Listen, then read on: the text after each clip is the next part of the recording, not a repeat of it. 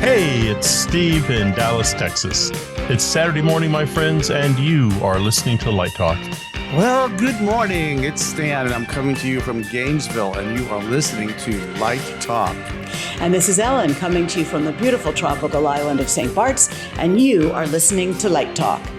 And this is David coming to you from not as beautiful at St. Bart's, but the beautiful Belmont Shore neighborhood of Long Beach, California. If you don't already know, you are listening to Light Talk, and we are the Lumen Brothers. And sister. You better believe it, Ellen.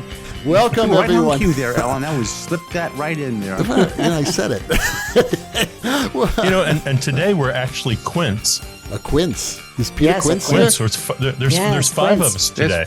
Oh, right. Five. That's a great word, a quince. Five. Anyway, we're the Lumen Quince. Anyway, welcome everyone to episode 329. And today we have a very special guest with us, lighting designer Jim Tetlow. Jim, how you doing? Where have you been all my life? I thought I knew you till today. You talking to me or Jim? Jim. Oh, Jim. It's like I know his name for like 40 years, and then finally we meet now. Yeah. It takes that long in the business. Yeah. Right. It does. We've been running circles around each other, I guess. So, Jim, where are you hailing from this morning? San Diego, La Jolla, California. La Jolla. Oh, that's tough. That's a tough place to live. Say hi to my daughter. She's right down the road. You know, my girlfriend's uncle lives down there in La Jolla. He invented the cell phone. I'm not kidding you. No, that's true. I know about this guy. Marty. You know Marty. I don't know him personally, but I know about him. And in my book club, we were going to read the book he wrote about that. Because one of the guys that was formerly in the book club was in the cell phone industry. He's an executive. But he moved back to Denmark, and then everybody else lost interest in that book. Oh, well, you should read it. It's a good book. I bet it is. It's really... Yeah. Anyway, well, thank you for being with us. And you told us that you're having a little work done on your house today. What happened? Well, we had a flood. We had a new water filter installed underneath the sink, and it was great for 2 nights. And then the third morning, we woke up to standing water in the kitchen. Plumbing always takes twice as long as you think and costs twice as much. Exactly. So we're in the midst of reconstruction, so you may hear a screw shooter or a saw or a hammer or something in the background. Well, here they're putting solar on my house, so you might hear banging on the roof. Yeah. I thought you were going to have the wombats, running around your kitchen today, Stan. The solar guys are on the roof today after 9 months of waiting. It takes 9 months, like a baby, to have a solar system put in. A solar system. And then a hailstorm comes along. I know Ellen doesn't believe in solar. No, it's not that I don't believe in solar. So I live on an island where it's insured to 150 mile per hour winds, and the hurricane, the last one, was over 250. So what's the point? It's also very... What's the point? I got We're it. putting solar It in. doesn't work for you. I understand that. It'll work for me. You're putting Right. solar in, Steve? Yes, as I've entered into the twilight years of my life, we're actually building a summer cottage. Oh. And on the roof, exciting. we're installing solar because the government's paying for Well, it. there you go. There you go. All of it? Well, who knows? They don't Well, make let's it get back. 30%. The time I'm is getting ticking. 30% from Jim the has government, come but not- all the way in from his kitchen to talk to us, okay? Yeah, that's true. He's just grateful not to be in the kitchen. I am grateful to not be in the kitchen. Right. Enough of this banter, and let's get to Jim. Before we get started, Ellen, could you please tell our listeners a little bit about Jim's incredible career? I'd be happy to. Jim Tetlow is a television and theatrical lighting designer and theater consultant based in San Diego, California. He won an Emmy Award in 1990 for Sesame Street and was nominated twice again. He has been referred to as the guru of entertainment systems design at sea for his work on over 55 ships through Nautilus Entertainment. After graduating from Carnegie Mellon, Jim worked as a freelance lighting designer, then joined Amiero Fiorentino Associates in New York City and began to specialize in television lighting. From there, he founded the Tetlow Company, which morphed into Nautilus in 2000. His credits are way too numerous to read, but include the 1992 Democratic National Convention, the 1984, 1988, and 1996 Republican National Conventions, the Daytime Emmy Awards, the NBC Olympic Broadcast Center, Olympics on NBC in Barcelona, Spain, the Miss America pageant, and 7 years of the Miss Universe pageant from locations around the world. Other television credits include such diverse productions as The Tonight Show, Sesame Street at the Metropolitan Museum of Art, the Radio City Christmas Spectacular, Life Magazine's 50th Anniversary Special, and the world premiere of Andrew Lloyd Webber's Requiem for the BBC and several Barbara Walters specials. Live special events include the Hong Kong handover ceremony and the Macau handover ceremonies, numerous presidential inaugural balls, the 2000, 2004, 2008, 2012, and 2016 United States presidential election debates, and the World University Games and the Singapore 25th Jubilee Spectacular. Tetlow has also worked extensively as a lighting designer on corporate videos and live theatrical productions for clients such as General Motors, Hewlett-Packard, Daimler Chrysler, Mercedes-Benz, Nissan, Porsche, Michelin, Polaroid, IBM, and an interactive live video presentation with Mum and Shantz for AT&T, to name just a few. Check out his full bio on the Nautilus Entertainment website. Sounds good, right? You missed the 2020 debates. Oh, Sorry. 2020 debates. Were there debates in 2020? Let's not go there. That was the year we all had masks on. No. Oh, my God. That must have been an experience. Oh, my God. I noticed that you did the Democratic convention, then you did the Republican convention. So you're totally independent, right? Absolutely. There you go. Smart man. As we all should be. You're a smart man. We're so happy that you're on the show, Jim, because are you officially retired now? No. Okay. No. All right. Well, that's good to know because you look a lot younger than I do. And certainly a lot younger than Stan does. So, you should keep going. Hey, now. You should keep going. It's just amazing how wide and how diverse your career has been. Everything from cruise ships to television. I mean, everything. It's like great. Yeah, it's we heard your amazing. bio. I can't keep a job is what it means. You're a novelty Right. seeker. You like me. Keep trying something new. Well, that's right. Well, how did you get started in all this craziness? It is an interesting story. Like so many of us, I was bitten by the theater bug in high school. And what made it different for me was that my high school theater was the Municipal Auditorium, and it was this is in suburban Cleveland, and it was the home of the Great Lakes Shakespeare Festival in the early 70s. They'd since moved into their own theater. Tom Hanks. So at the age of 15, I walked in to the office and told the secretary I wanted to volunteer to build scenery. She didn't know what to do with me, so she takes me back and introduces me to the head of the festival. He doesn't know what to do with me, so he takes me backstage and introduces me to the TD. He doesn't know what to do with me, but he's a nice guy, so he says, show up tomorrow, we got some tools, we'll find something for you to do. And I said, that's all right, I got my own tools. So I'm 15 and cocky. So I show up the next day with my tools, they put me to work, and by the end of the season, they're paying me $10 a week, which is still less than I made mowing lawns, but at least, it was a sign that they liked me. So the next year, they hired me as a carpenter at $35 a week. And the next year, final year, third year, after my senior year in high school, they were paying me $50 a week as the stage carpenter. So here's where it gets really interesting. The Great Lakes Shakespeare Festival at that time was where many of the Carnegie Mellon faculty spent their summers working, including the head of the festival was Larry Carra, who was a directing professor and the head of the department, and the technical director was Fred Ewens, who was the head of, who was a technical director at CMU. So after my second year, Fred says to me, he says, so what are you thinking of doing? You going to go to college? And I said, yeah, I guess so. I'm a pretty dumb high school kid. And he said, well, you've got to come apply to Carnegie Mellon. And I said, yeah, sure, okay. So I did.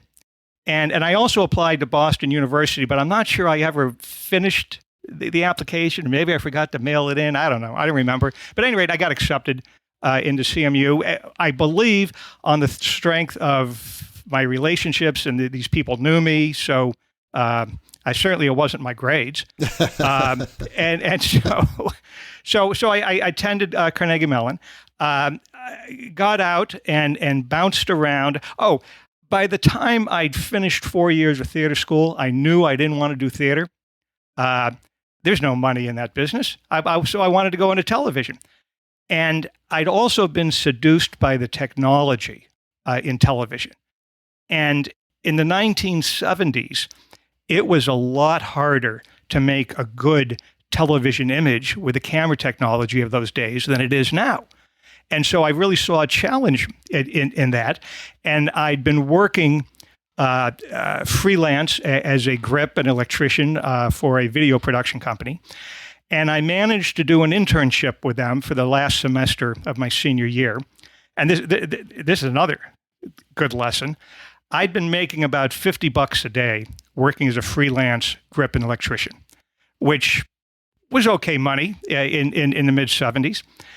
And so I go in to talk to the head of the production company, and one of the requirements that Carnegie Mellon had for the internship program is you had to be paid a minimum of $100 a week.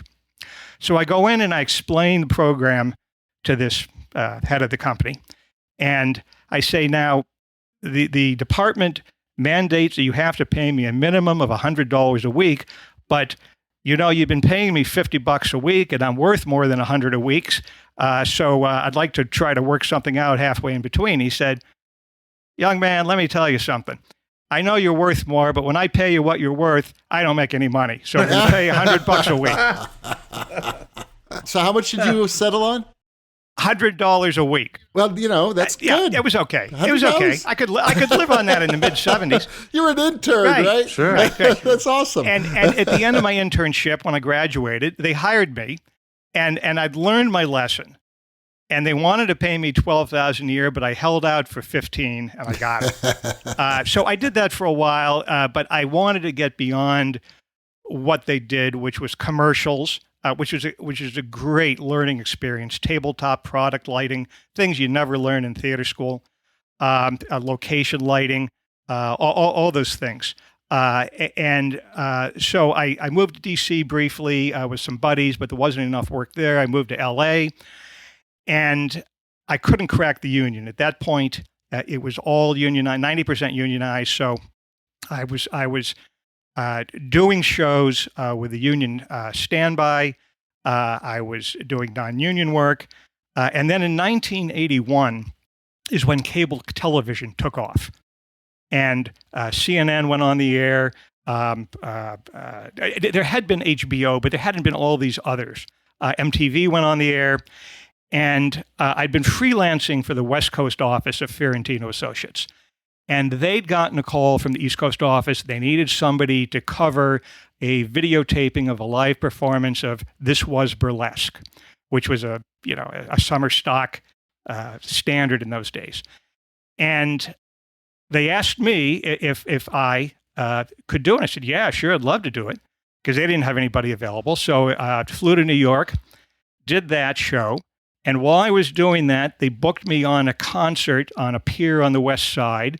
And while I was doing that show, they booked me on a talk show at Metro Media in a studio on the East Side and lighting the new CNN studio. And CNN was brand new.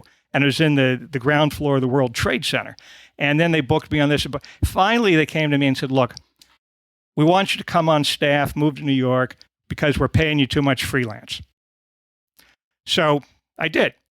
And spent 10 years with Fiorentino in New York, and it was fantastic because I learned from the guys that invented television lighting. And for example, Billy Knight, who started at NBC in 1950 or 1949 or so, he broke me in on soap operas. David Clark, who was a classmate of Emmy Fiorentino's at Carnegie Mellon, Carnegie Tech, who started at ABC in 1951 or so. He got me into Sesame Street. So all these guys, I really felt, in retrospect, privileged to have learned from the guys that invented this. So, we were incredibly busy at Fiorentino Associates in those days. And I use the analogy that they throw you in the deep end of the pool, and if you could swim out of it, they put weights on you and throw you back in. And I was thrown into projects I probably wasn't ready for, but I figured out how to do them, and it was just a fantastic time to learn the craft of television lighting. And they were also doing a lot of other things. They had a facility design department, so I was exposed to doing facility design consulting work. They were doing architectural lighting. I wasn't involved in that, but I certainly saw the process going on, so I had an idea of how it worked in the relationship with architects. And it's just a terrific learning experience. But I reached a point where I'd done everything that they had going on in New York, and what I wanted to do was musical variety television. So in 1990, we moved to Los Angeles, and fortunately, I was able to work out a deal that I stayed with Fiorentino Associates with the West Coast office.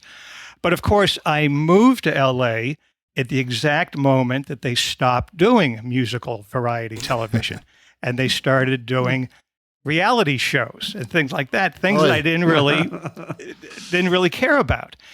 And so there was that one week when, let's see, what did I do? I did an all-night load-in at NBC Burbank for another LD. I did a tic-tac-toe game show. I did 2 or 3 other game shows. Oh, I did People's Court. People's Court was cool because they had really nice catering, and they were all good people. And I said, this just isn't really what I want to do. So I started looking around, and I had a friend from New York who was involved in a Vegas show at the Stardust, Enter the Night. And so I got hired for that. And that was the last of the classic Tits and Feathers reviews, French-style reviews. And that show was very well received, or at least in terms of lighting. And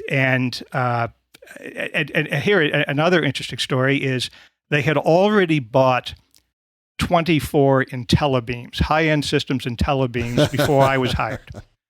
And I'd always, at that point, was a Morpheus person. So I got them to buy or to lease 24 of the Panabeams, which is a wash light. This is 1991. And I was doing some pre-programming, and the head of the hotel comes in, and he liked what he saw, and he said, "Could you use some more of those IntelliBeams?"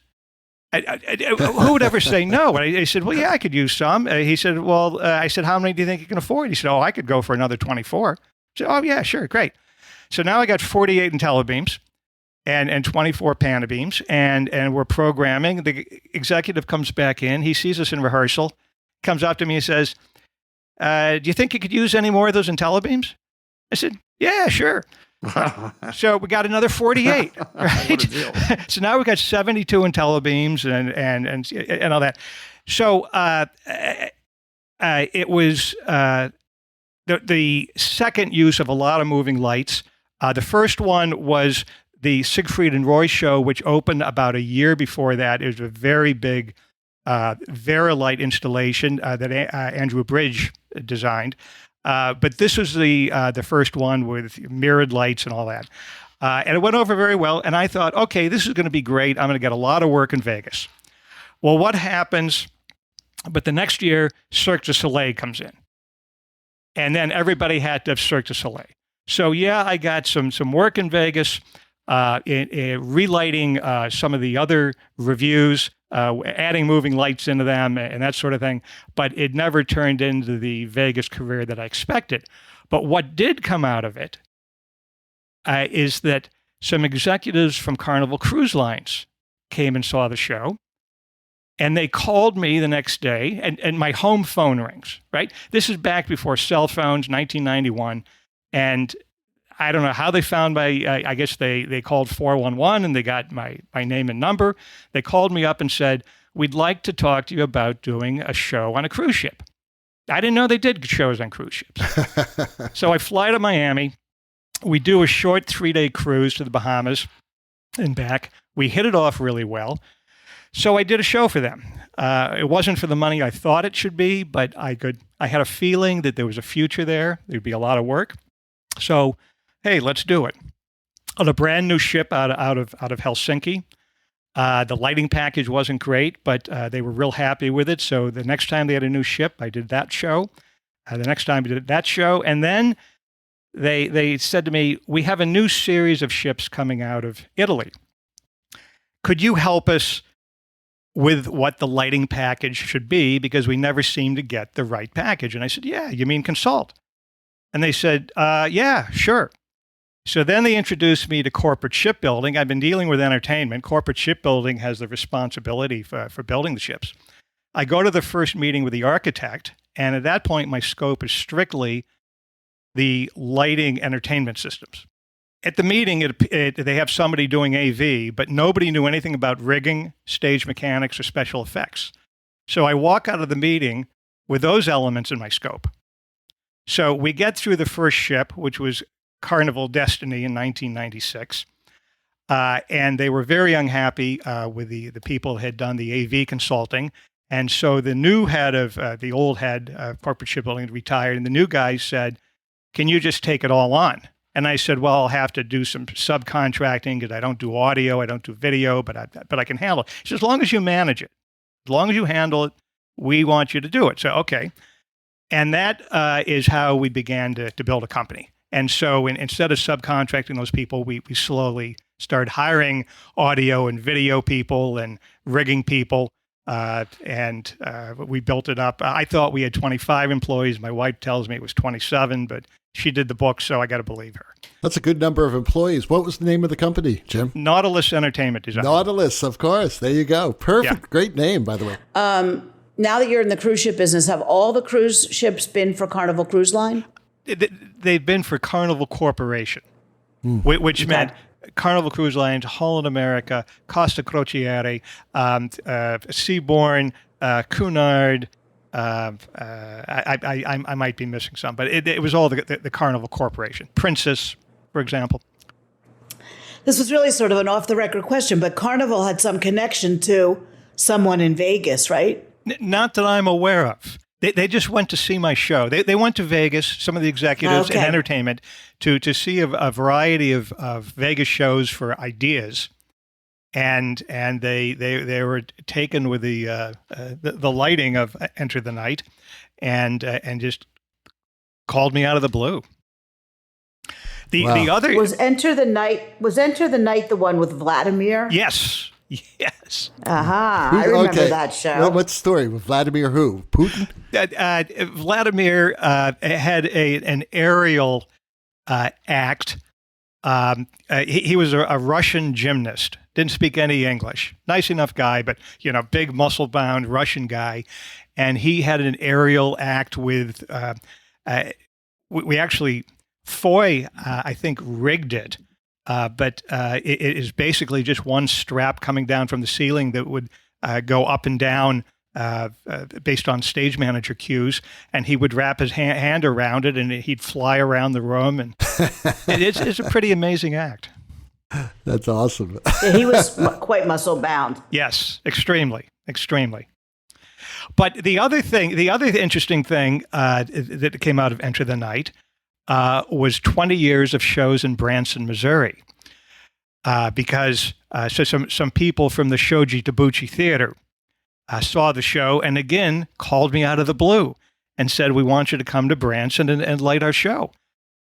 So I had 20 good years of working in Branson, doing 2 shows a year. Well, I had a question related to that. So you talked about coming out, and then you started that serendipitous event of they asked you to start lighting up, designing these systems for all these ships. And then you started to subcontract people, and then eventually you hired them on. And I wonder, because I've struggled with this, like earlier in my business, how did it feel to sort of become responsible for people when they were working for you full time, and they buy a house and they have kids and then they have a mortgage, and all of a sudden you're sort of responsible for bringing in the work, And you sort of feel really a responsibility to these folks. And was there a time where you debated that in your head about should I, shouldn't I, and what does this mean? Or do you just say full steam ahead, I'm going? I think we went full steam ahead. I never had, neither my wife nor I had aspirations of owning this big company. We just did what was asked of us and followed the opportunities.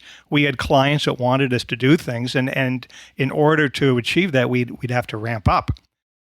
And I'd seen a lot of other companies overexpand, be in trouble, and we were very cautious and conservative as we ramped up. Yeah, I could see that. It's sort of, was there a break point? Was we really have no choice? Either we're turning down this work or we're ramping up. There really is a point where you've got to sort of. Yeah, I don't ever remember turning anything down unless it looked like a really bad project. But any opportunity we had, we took it. And in those days, I was constantly on the look for people. Even if we didn't need them, I was looking for them so that when we could use them, and say, there's a guy I wanted to use, wanted to hire them. So even in early 2020, I was going to hire another 2 lighting designers. And then the pandemic hit, and that shut that down. Are you still operating, and how many people are you operating with now? I'm not involved in it. I'm strictly doing shows through them. Okay. So did you sell? I'm sorry, I didn't get to that part of the story. In 2021, we sold the company to the employees. Oh, to the employees. Yeah. Beautiful. Very nice. Yeah. Great. And the morning after the sale, I told them to take me off the copy list of all the ships and all the theme parks and all that stuff, all the consulting work. And instantly my inbox, when I got up in the morning, went from over 60 emails to under 10. Did you feel lonely? Or not needed? Or relieved? Or happy? Relieved is it, yeah. It's really funny, Jim, because last week we had Jared Sayeg on, who's done a few cruise ship shows himself, and we were talking. I was just on a cruise a few weeks ago and saw a perfectly well-lit production of Mamma Mia, but with terrible follow spot operators and lights shaking, from the boat, and gobos shaking. It's like I could never design under those guys. I'd go crazy, right? Yeah. Because I'm sure that the waiter that that was serving us that night was running one of the follow spots. Yeah. Absolutely. Yeah, no, it's true. It is. It was crazy. So, do you have any comments you want to make, or how you protect yourself on a cruise ship to keep the integrity of the design? Well, first of all, the last show on a cruise ship I did was in 1996, because corporate shipbuilding has 500 to 700 million to build the ship. Entertainment's got $1.98 to do the show. So who do you want to work for? Right. And I couldn't do both. I couldn't design the shows, and so I would do the rep plot. Sure. For a long time, I would do the rep plot that would be installed, but I stopped doing the shows after the first consultation, and then seeing that there's going to be another dozen ships coming to consult on. There's no way I could have done both of them at that point. I have a question that might be interesting on the art side. You've done a lot of shows and you've done a lot of systems. Is there a particular moment or image or scene where you went, man, that was really a beauty, and I nailed it, and it just stands out in your memory? He laughs. Yes. No, but I had thought about that. But the first time that happened was when I was actually an intern at that television production company, and I was lighting a commercial because the other 2 lighting guys were somewhere else. And I just, it was a commercial for Ready Whip or some type of whipped cream, and it was berry season, and it was a kitchen set. And I got everything lit and set up and balanced, and the flags and the cutters and everything else. And I went over, looked at the monitor, and I said, wow, I guess I figured this out. The whipped cream looked great, or what? Yeah. The strawberries? All of it. It was naturalistic lighting in the kitchen, and the product looked great. But so you have day in and day out, you slog through these things, and okay, that works, it looks good, okay, moving on, and then there's those few moments that you have. I hope they're more frequent when you say, "Oh yeah, nailed it." I mean, another one was the Andrew Lloyd Webber Requiem.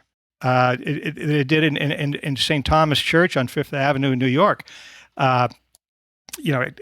Gothic church, classic Gothic church, and what church was it in? St. Thomas. St. Thomas. 53rd, I think, and Fifth Avenue, Episcopal church, and I just this works. Can I ask a personal question? Because people tell me I still hear my New York accent. I want to guess. Did you grow up in like New England, Boston area? No, Cleveland. Cleveland. I would have never guessed. Not even close. Not even close. He said that. Did he say that earlier? He said that in the beginning that he went to high school in Cleveland. Stan's memory lasts about 20 minutes, and then it's like it dissolves. So that happens to me as well. Maybe I wasn't logged on when he said it. No, that's right. It's okay. No, it was in the beginning of his career bio? part. Oh. No, it was after the bio. It's all right. It doesn't matter. This is what happens, Jim. I'm a goldfish. You know that one? I have a memory that lasts only about 30 seconds. Oh, really? That's what happens with goldfish. Okay. That keeps you happier. All right. We were going to talk a little more about consulting because you started this great business. Any keys that you have found out business-wise on how to stay alive as a consultant? We were extraordinarily fortunate to never have to compete with other consultants for the land-based projects. The cruise ships came to us. We had an architect, a couple architects we were working for that were involved in the Native American gaming, the casinos on Indian reservations. And they brought us in for a lot of work. And for a lot of years, we did architectural lighting, AV systems, digital signage, all those things for those architects, as long as they were busy with the gaming.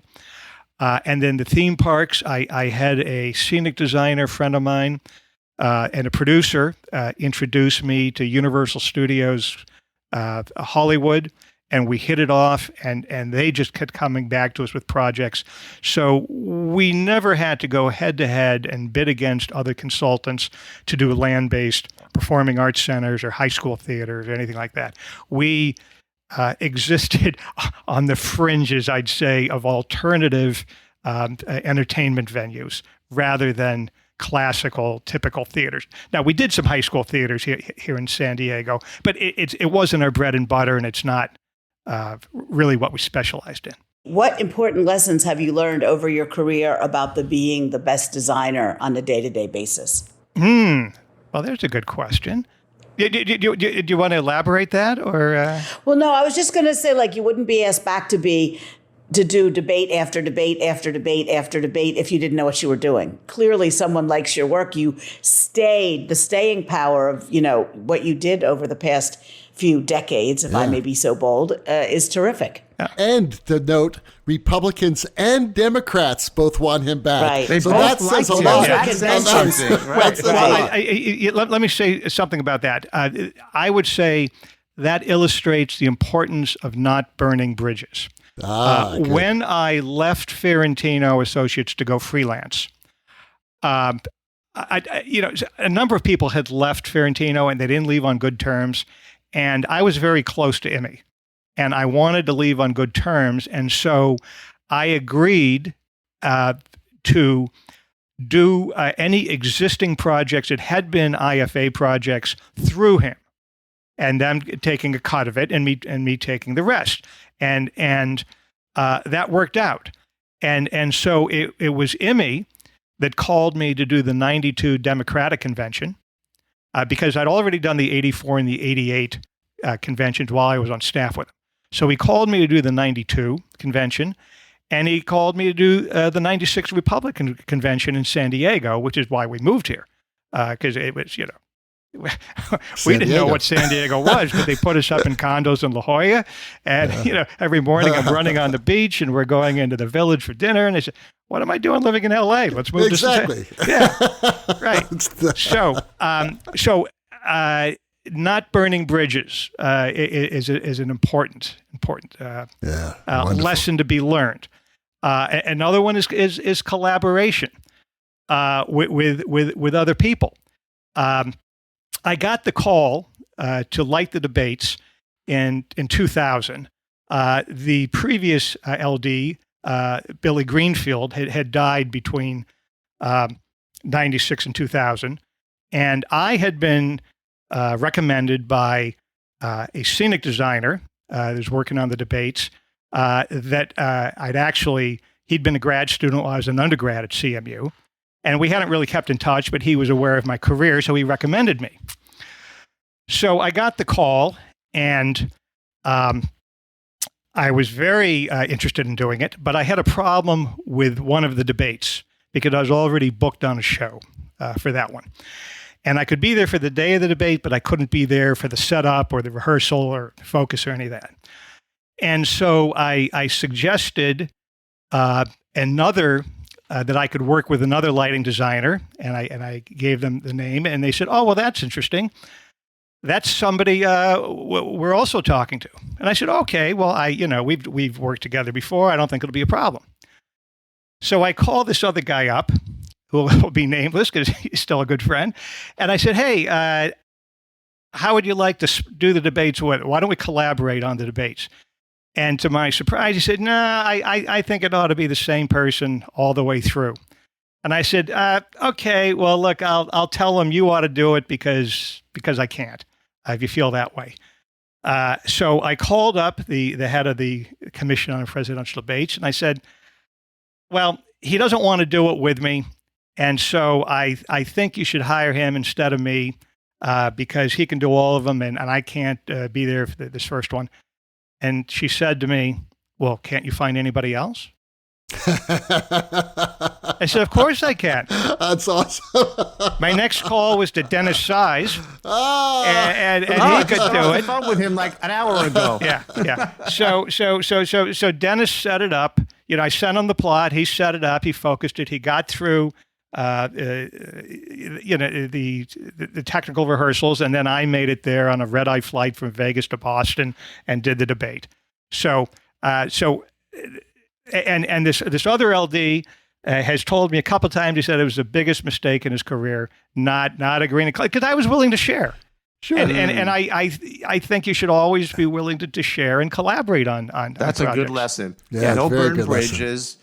Yeah. Willing to share and collaborate. Yeah. And speaking of lessons, we'll get to the final question in a second. I want to pop this other question I've been adding to a lot of our guests' interviews before, and that has to do with AI, artificial intelligence.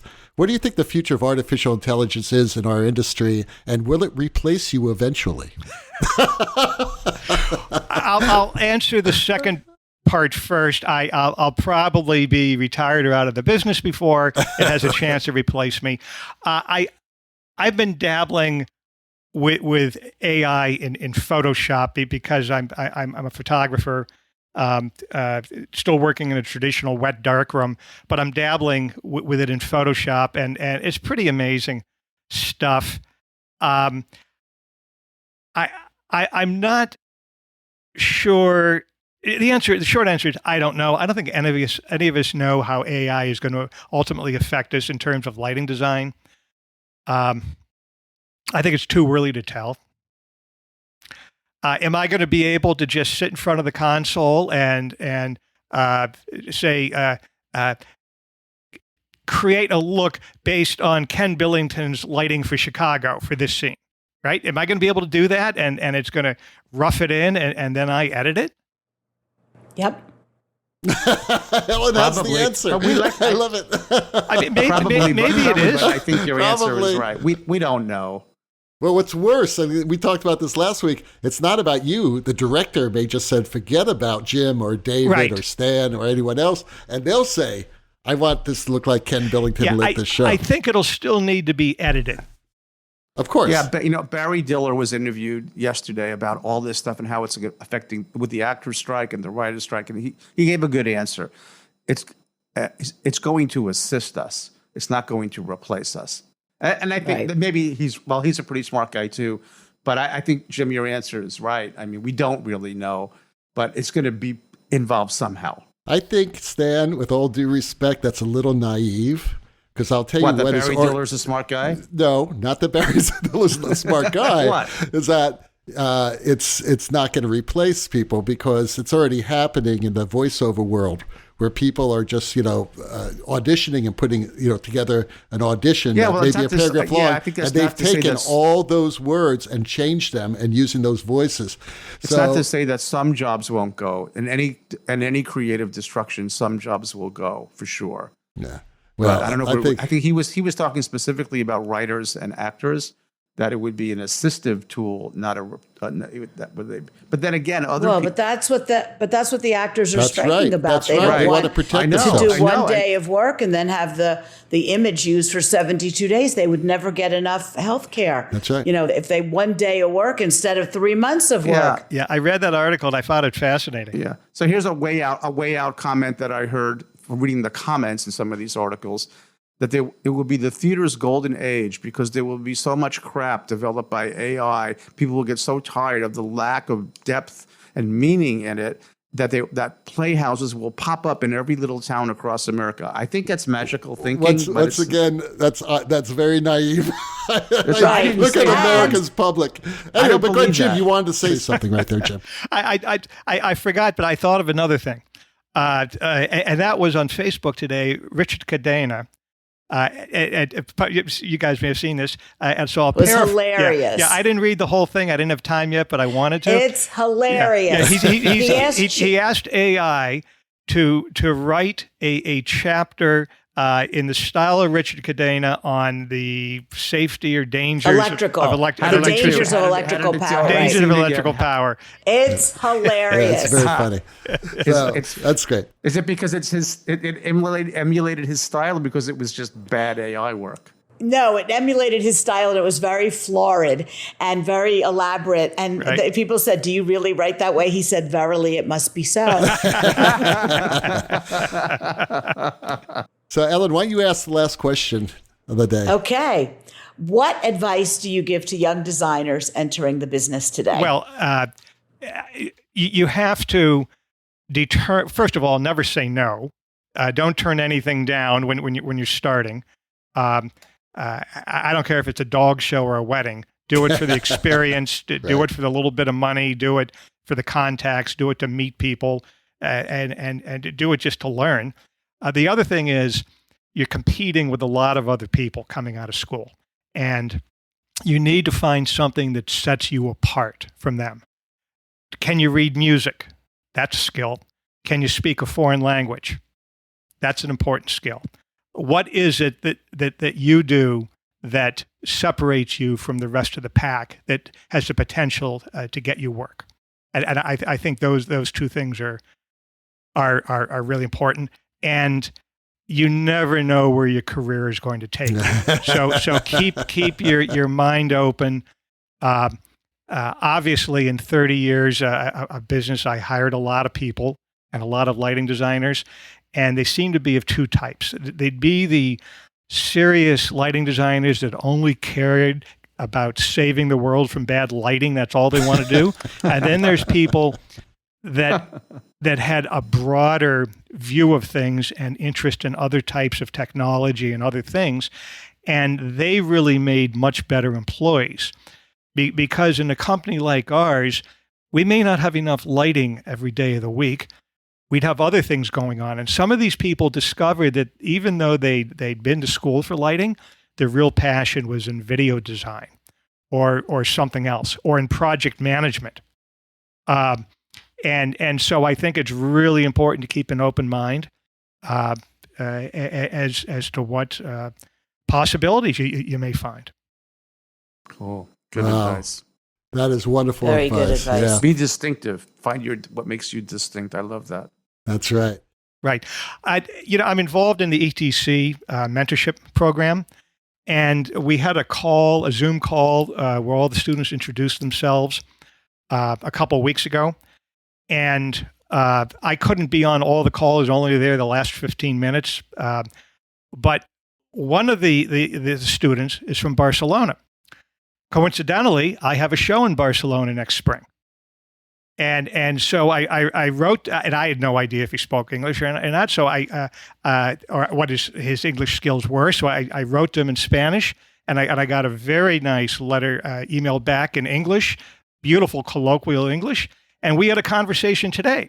And so I'm trying to hire him to work with the lighting department next spring. And so there's a real, this kid he's from Brazil, so obviously speaks Portuguese, speaks Spanish, probably speaks Catalan, and perfect English. And so he's got a lot of opportunities and seems to be very sharp. Fabulous. Well, Jim, thank you so much for being with us today. It's pleasure. Great. Thank you very much. It's great to meet you finally. I mean, Stan it's really said, good. Really where good have to you meet been you. all our lives? We should have had you on the show much earlier. long time ago. We should have you on the show again, actually. And obviously, La Jolla has been very good for you. Your tan looks marvelous. You look marvelous. You look absolutely marvelous. Marvelous. Thank you. It's been a lot of fun. Well, the rocking sounds of the Luminoids tells us that once again you've spent another morning listening to Light Talk. You can hear our show on just about every podcast site out there. Check out our website at lighttalk.org and be sure to follow us on Facebook and subscribe to our podcast.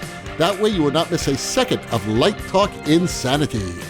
No guarantee is offered regarding the accuracy of any statements or opinions made on this podcast.